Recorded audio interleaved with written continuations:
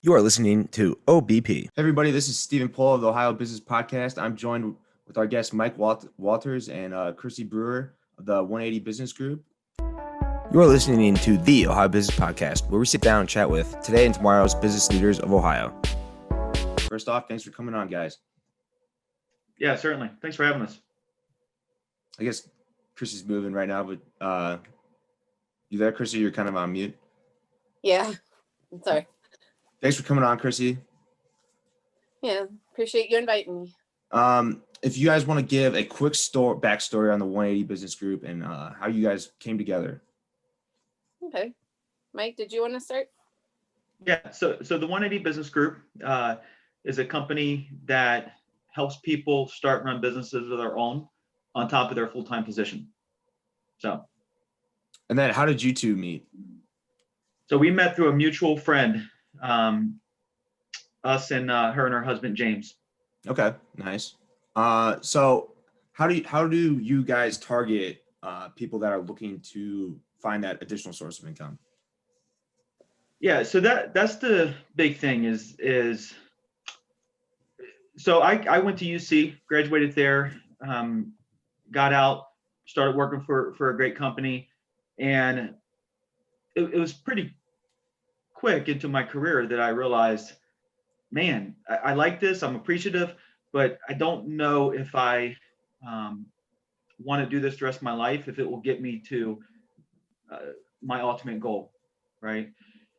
And so what I found is that that's the situation that a lot of people are in. They're doing well professionally, they like what they do, they're making good money, but they just want to build another stream of income on top of that, right?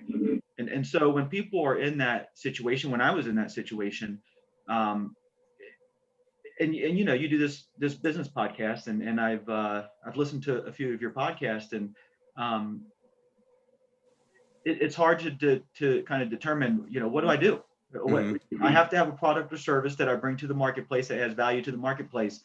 Do I quit my great job and go and start trying to invent something in my garage? Do I develop a software?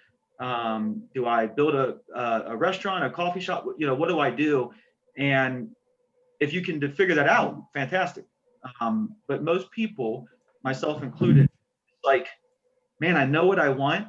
I know I want to be entrepreneurial. I know I have the ambition. I know I'm not scared to do some work. But where do I turn? That's really what we do is give those people a way to tap into a supplier that already exists. They already have those relationships with companies through Amway, which is the supplier that we utilize. They have gone out and created partnerships with companies like an Apple, Nike, Target. There's dozens of companies like that, and then they're big enough that they have developed some products themselves and own some companies outright. And so I was able to bypass all those logistical things and paperwork and all that stuff, and go straight into getting those products out to the marketplace.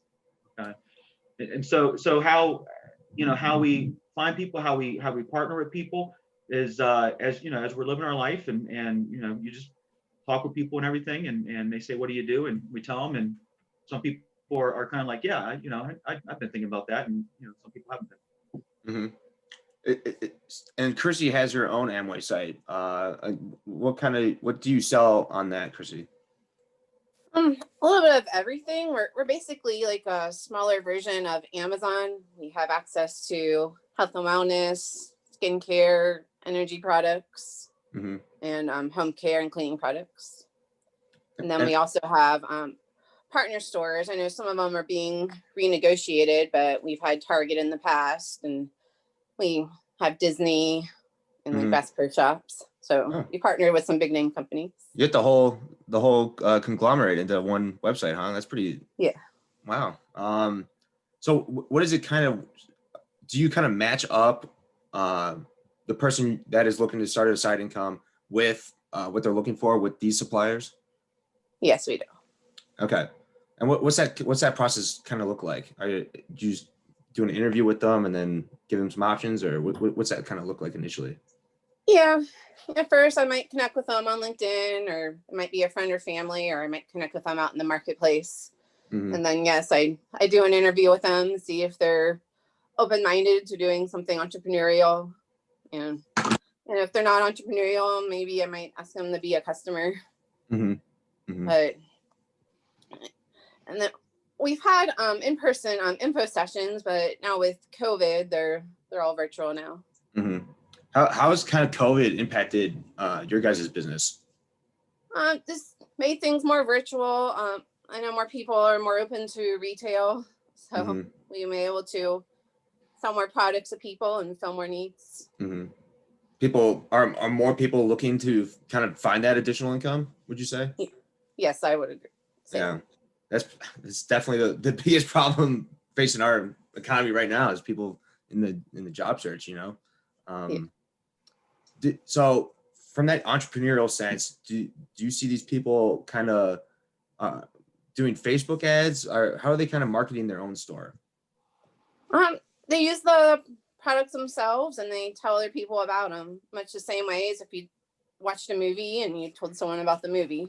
Yeah, just referral, word of mouth. Okay. Yeah. Okay. I guess question for you, Mike. What age group and kind of I guess demographic do you see most people looking or who join 180 Business Group? Like, what does a person usually look like who wants additional income or side income or who joins with you? It's a very good question. Statistically, we have numbers that the age group is somewhere between 28 and 38 years old. Okay, but you know how statistics work. For that to be the average, that means there's people a lot younger, there's people a lot older, and so what I've seen and been surprised by is you just don't know. We just started working with a guy. He's a physician, 52 years old, has done phenomenal in his career, and his practice is still going fine, right? Mm-hmm. If you know any doctors, you know that there's a lot of stress involved with that profession, and so he just wanted to start putting together another stream of income, something he had a little bit more control with, that may get him to that retirement mark a few years early. And lessen the stress. And so all the way down to people just graduating from college, the mix is can be different because it's really about an ambition level. And I think most people, I think you know this by talking with different people hit that point in their life at different stages. For me, it was within, I came out of school and started working for a Big Four accounting firm, right? Mm-hmm. Went to school for accounting finance. That's exactly what you go to school for. That's exactly but within 6 months, I realized, oh my goodness, what did I get myself into? So for me, it was fairly, quick that I realized that. For other people, maybe it's 10, 15, 20 years down the road into their career where they realize, man, maybe I need to, start venturing out. And so it's kind of interesting. Yeah, that's a good way to put it. That just depends on where you're at in your career. I remember just kind of like when I was like 16, I always worked, every day pretty much. I was like, wow, I really do not want to work out of college, for somebody else. And I had like those intern experiences and I just did not enjoy them at all. Just working for somebody else. Luckily, I was able to do my own thing. I was very blessed in that regard. But I do feel that at some point throughout everybody's career, they will get to that point where they get that bug, that itch to kind of get that entrepreneurial spirit. Yeah. So you were 16 when you realized that? Yeah. I mean, I at one point I probably had 3 different jobs. I was like working at a candy manufacturer, just dipping like peanut butter balls in chocolate, and then I was worked at basically a Chipotle. And then I would also clean offices on the weekend. And it was just a massive hustle. And I hated cleaning a lot. So it's like, I don't know, that kind of got in my head that I just don't want to do scheduled work for people and just do grunt work. And that just kind of got stuck in my head, I guess. And then as the internships came, I really didn't want to be stuck in an office, Yep. just trapped in and do the commute. That was my big focus throughout college. Yep. So that's phenomenal that you realized that at a young age. What I've seen with my life and with other people that we partner with is the further you go down the road of life, as you get married, then you have kids, and then you have all the stuff that life brings. The harder it is to say, I have this great job at company X that's paying well, has all the benefits and everything like that. So I'm going to take that chance now. Mm-hmm. At 16, at 18, even at 22, once you're when you're first out of college, it's not. So that's the big value that I feel, giving people access to that already existing system, Mm-hmm. if you will. The know-how and the product and service, it's huge because nobody in their 40s, 50s, 60s wants to take that risk. Yeah. They've gone too far down the road, and they're going to be okay, more than likely. But man, if you can just give people, say, hey, look, you can start putting together a business on top of that great job at P&G, Mm-hmm. right? On top of that great job at Deloitte or whatever. And they can kind of ease their way into it. And then as they build it, it can start to supplement that income. And then they can make some different decisions down the road, once they get to a certain point. Mm-hmm. I think it's so big for everyone to kind of have that side hustle, and Yeah. the earlier you can do it, because not everybody's going to be that big success or be able to quit their job immediately. It might take 5-10 years maybe, but it also depends on how much work you put into it. But the sooner you can get that going, the more likely that it will work. The longer you're in the game, you learn what works and doesn't. You make those mistakes, you adapt from those mistakes. And then maybe your first initial project doesn't work out, and you can just learn from it. And it's just like a compounding interest thing. Yep. You just see more and more opportunities, and everybody has a market for themselves, with their friends, their family, who they connect with. Everybody will sell or buy something from you. Just depends what it is, and it depends on how passionate you are. So I tell all my friends, start a blog or something, start like some YouTube channel. Just, I don't know, just speak whatever comes to your head and just kind of start from there, I guess. But Right. I like what you guys are doing, because it also, like you said, with that physician example, that's a good cross-selling opportunity for him. He can sell.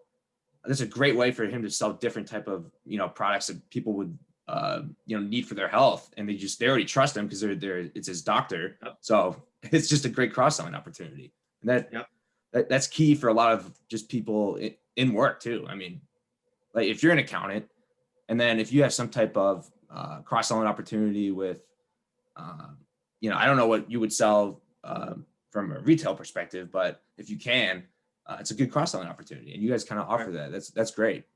Right. So for the physician, it's a very simple cross transaction. We have access to a lot of health and wellness products, the like CBD creams that are kind of getting big now for pain relief and all that stuff. He does a lot of those things, and so yeah, you're right. It's a cross transaction, which is another nice thing. If you're going to go into business for yourself, again, you have to have a product or service, right? Mm-hmm. And so there's nothing wrong with having a fantastic single product, right? Or being limited to a single industry. There's advantages to that. One of the advantages to having access to a wide variety of different products and services in different industries is that, like you were saying, it can be, well, I'm into this, so maybe I can focus on this, or I'm into this, or I can focus on this, or maybe you just want to focus on the whole bundle. Yeah, I mean, if you're offering a bunch of different products, people talk to you about a bunch of different things, and it's just a great selling opportunity in general. Yep. Do you were saying something that triggered me to want to ask you this. Do you read a lot? Do you have a favorite book? Favorite book? Wow. I that's a How good about most question. impactful instead? Most impactful. What really changed? Okay, so I don't know. I honestly couldn't off the top of I do read a lot. I try to read like 10 to 20 books a year. Most impactful. It kind of depends on. I don't. I had to go through my book list. I honestly don't. I haven't been asked that question in a while. But as I look, what was your favorite book? Most impactful. There's a book that most people have heard of. It's called The Richest Man in Babylon. Yes, that's Have on you my heard book list. I do want to read that. Yeah. So I heard of that book years ago, and I always thought the title was kind of corny, and The Richest Man, and it's I don't know the word for it, but it just kind of turned me off, right? And it's like 99 cents for the Kindle version it's a little book. So anyways, probably about 2 months ago, I read it, and something you were saying about just getting started. That's what triggered me and made me think of this book. But just 2 months ago, I read it. I heard about that book 10 years ago, and it was so impactful because it talks about that. Look, just get started. Over time, you'll get better. Over time, you'll get bigger. But doing something is better than doing nothing. Doing something wrong is better than doing nothing right. And so that kind of brought that point up. Something else I saw. I don't know if you're still into it, but I saw that you were doing some jiu-jitsu at one point in time. I went yesterday. Actually, tomorrow's my birthday, so I was gonna go tonight, but my friends want to go get some food and some drinks maybe tonight. But yeah, I was super poor, probably end of 2019, pretty much, and then I got some money, so I went back into it, and then COVID hit, so I took basically a year off, which just absolutely destroyed me. Like I'm so bad now. I used to because I'm a blue belt, but yeah, it's something I've been getting back into, trying to get back in that groove because it is very labor intensive and my back is killing me right now. So, but yeah, I'm still doing that. Do you do something like that or? I've been doing it for a few years. And obviously never going to be a UFC fighter. Yeah. I'm not getting my face bashed in, that's for sure. No. But when I saw that, something I found interesting with that art is, have you seen this, that after you have a training session and then roll a few times, just the clarity of mind that you get? It's a safe space for your mind. You could have I had a very difficult day yesterday. Like I was doing a lot of paperwork on this big client, just getting absolutely turning it into a nightmare. So that was awful. I was feeling awful. And then I went there and you just don't think about anything because you're getting choked out. You're fighting another human. So it's basically, you could have the worst day ever. And then you're just worried about that. And then usually you're done. And then you're back to baseline, being a normal person. It's like meditation in a sense. It really is. It is. Yeah. Yep. What type of, what do you do? Is it jiu-jitsu or? It's jiu-jitsu and then it's a mixed martial arts gym. So we do some Muay Thai. Like I said, I don't want to give the impression that I'm Muay Thai. I gotta do that. Yeah. So I like Muay Thai. And that was the original attraction. Actually my sons go to the same gym, and I asked the guy if he if I could maybe sit in some classes just so I could kind of train with them outside. And he was like, well, we have an adult class. And so I thought Muay Thai was kind of cool, but then I started doing jiu-jitsu and I'm like, dude, I love this so much more, but yeah, I always come home and I tell my wife, I'm like, it's unbelievable.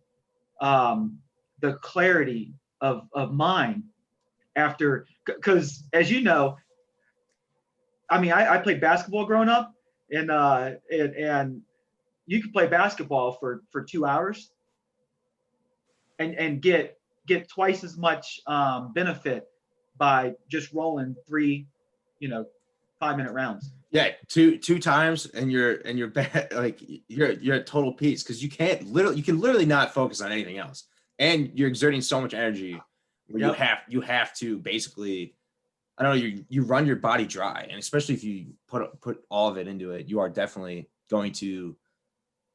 It's reached. I kind of meditate now, but I used to meditate a lot. I really compare it to that, where you totally just empty your brain of everything that's in your life. And it's just so peaceful and also a great exercise. Like you are not like now that I'm getting back into it, I have to totally change my diet. Like I cannot be eating a ton of food or bad food. Like you cannot, in my opinion, but if you want to, get better at rolling more. So you got to totally change everything about your life to focus on jiu-jitsu really. Yep. But a book, that's awesome you do that, by the way, but the book that was very impactful for me was probably Rich Dad Poor Dad.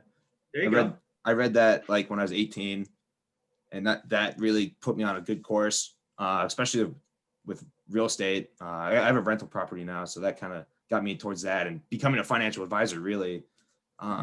It basically put me on that career path, but yeah, that's probably my most impactful.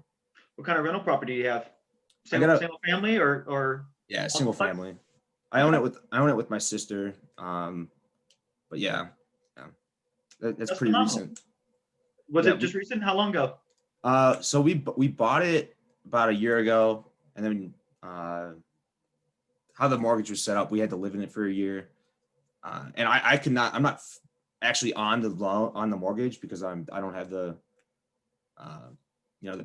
the history, what was required from the bank, but so it's up my sister, but I put down the down payment with her, and then we wrote up an agreement and whatnot, but we had to live in it for a year, and then we just got that year like last month, found some renters, so we're just not doing that. Yeah. So would you do it all over again? Yeah, probably. I would not buy that specific house. Is probably, I like the area and it's changing, but I would have gone towards a smaller house. Okay. Definitely. So do you feel that you are more likely to do more now that you've at least done the first one, whether that was the right one to do or not, or less likely? Oh, I definitely plan on doing one as soon as possible. I really like real estate. I know how to do just market the house, find the house. I took real estate classes in college. Like I read about it constantly. I really like real estate as an investment tool. Yep. See, that good for you, man. Because that's you do financial planning. So you talk with people too, and man, that fear, and I know this is kind of a cliche, but the false evidence appearing real, right? Everybody's heard that. That fear keeps people in their own mind for their whole life. Mm-hmm. And then before you know it, it's like, well, now I'm only 5 years away from retirement. So I'm never gonna take that risk. And it's like, come, dude, you gotta go out there. I mean, you won't, and you'll make money off of your first one. Even if you didn't know, I would venture to say that if you lost a little bit of money, it was still worth it, because you took the first step and said, that wasn't so bad. And then you get bigger and bigger from that. Well, I definitely made some mistakes with the house I bought, but luckily I'm cash flow positive, barely, but now I know what to do for the next one. Right. Don't make those same mistakes, and then right. I can hopefully scale it at some point. But we talked about that risk factor, and what was it? The risk, people are too risky. I think it's too risky, and just getting started. I think the risk of not starting is just too great. It's too great not to do it. You should just, what do you have to lose? There's nothing to lose, right. Really, Right. Yeah, I was reading a book a couple weeks ago, and I'm on a second book since then. But the guy, he was actually talking about real estate, but you can use this in life, generally speaking, too. And the guy was saying, well, I'm scared to fail. I'm scared to fail if I go and buy those rental properties and get into real estate. And the guy said back to him, well, look, you're in a job that is comfortable, but it's never going to get you the life that you want and that you feel your family deserves, right? So if you go your whole life just kind of being okay, and you get to the end of your life and you look back and you never accomplished those dreams and goals that you had, would you consider that a failure? You know? And the guy said, you know, good point. So that's extremely impactful. I mean, I'm getting some feedback. Yeah, the just doing nothing, even if it's just, there's almost no risk in starting a side income with what you're kind of offering, from what I've gathered from your main job. I mean, if it doesn't work out, you still got your main income. You didn't take the biggest risk, maybe, but you tried it. Maybe you come back to it at some point when you're more ready. You got another pair of eyes second time around. But yeah, why not take that risk to kind of change the outcome of your life? Right. So one of the biggest things that we get is if you do a Google search on Amway, people kind of get concerned about pyramid schemes and the industry that we're a part of, that Amway is part of, is called the network marketing industry. Okay. And that industry as a whole is, I think last year they did about 190 billion in revenues, which is a pretty big industry. Okay. And I think Amway revenue wise is number one with that industry, but there's lots of different companies in the industry is the point.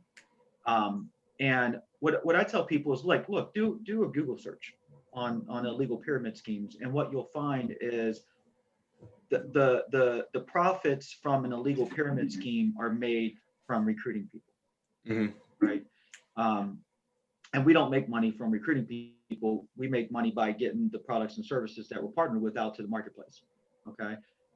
And I think the bigger thing is what we were kind of talking about, of people, you want to, they're doing research and they're talking to this person, that person. And it's like, they're trying to figure out where all the mistakes would be, where they could fail at before they even take the first step. You could have talked to Robert Kiyosaki, the author of the book, personally, who's made, a good amount of money in real estate from what I hear. And he still would have not been able to guide you perfectly through your first rental property. Mm-hmm. It's not going to be possible. Now, I will say that if one of the examples I use is, if you're just bent on I want to open up a sub shop, right?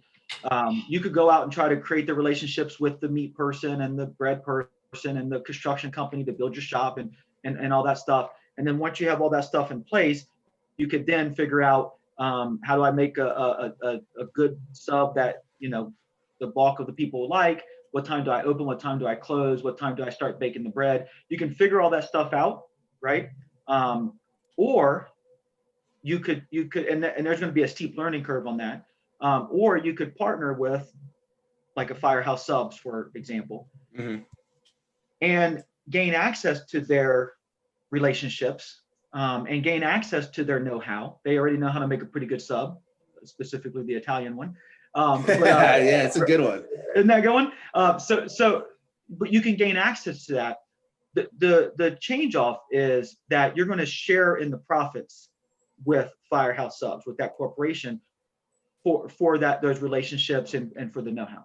Okay. Mm-hmm. And so what I tell people when we're determining whether a partnership makes sense for us is I tell them, look, if you think you can go out and create those relationships with the suppliers, if you think you know how to make a good sub, then by all means, do it at if you think you can figure out all the legal paperwork and all that stuff, then go for it.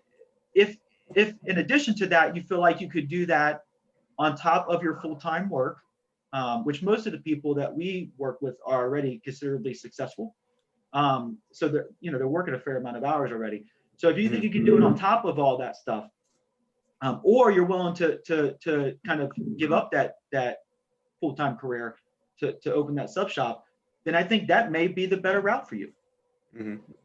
If you're in a situation where it's like, man, I'm willing to share in the profits a little bit to get access to a company like Nike, right? To get access to an already existing product and service line, and the know-how, right? Because again, no one's going to, Robert Kiyosaki couldn't have directed you perfectly through that process, but he could have maybe saved you a few stumbles, right? He could have made it a little bit more smooth.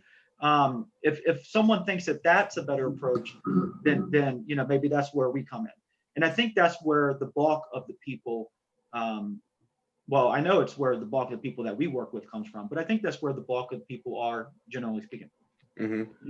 Well, it doesn't matter how much education you have, how many books you read, as long as you just do it. I could have done all those classes. I could have read all those. I could have watched all those YouTube tutorials on what to do. I could have had a mentor. But all that matters at the end of the day is if I actually bought the house. If I put that thing into action, and you kind of need to get that push.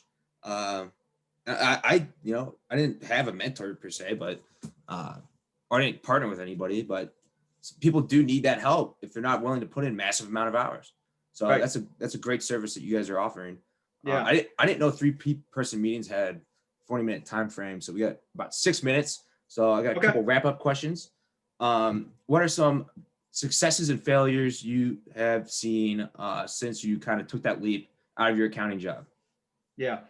So I think mine and most people's biggest thing is indecision. I heard the other day that action delayed leads to doubt and fear, right? Just do it, like we've been talking about the whole time, and you're gonna be okay.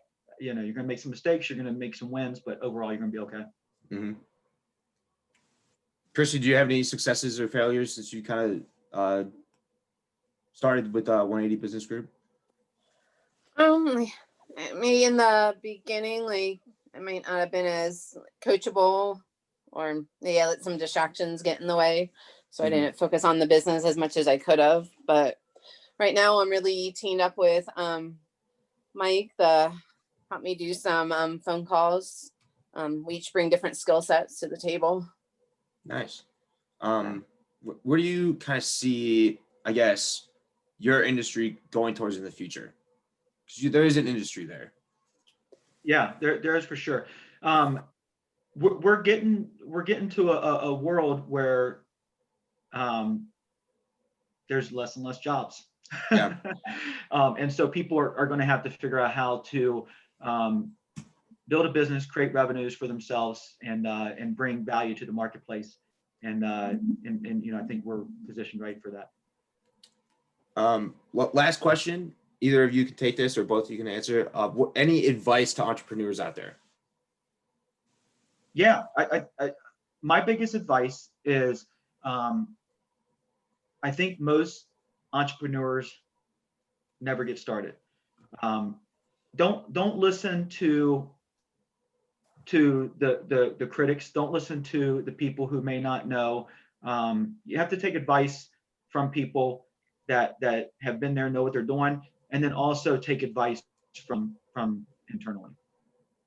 Listen to your own voice. Krissy, any advice? I would say have an open mind about starting any type of business, and realize you'll get coaching from people who have been there before. And then how can the people find you, connect with you? Yeah, 4 minutes left. So you can find either one of us, Mike Walters or Krissy Bruewer, Bruewer, on LinkedIn. I think if you just typed in our name and then the 180 Business Group, we come up. Or her website, amway.com/kbrewer, has her contact information on there.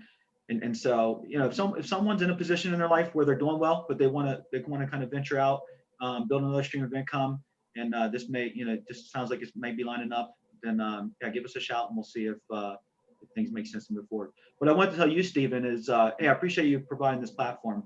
I know that what you've done is growing, but you've already gotten to a point where we're able to do this and it's seamless. And so hopefully something that we said can add some value to someone's life.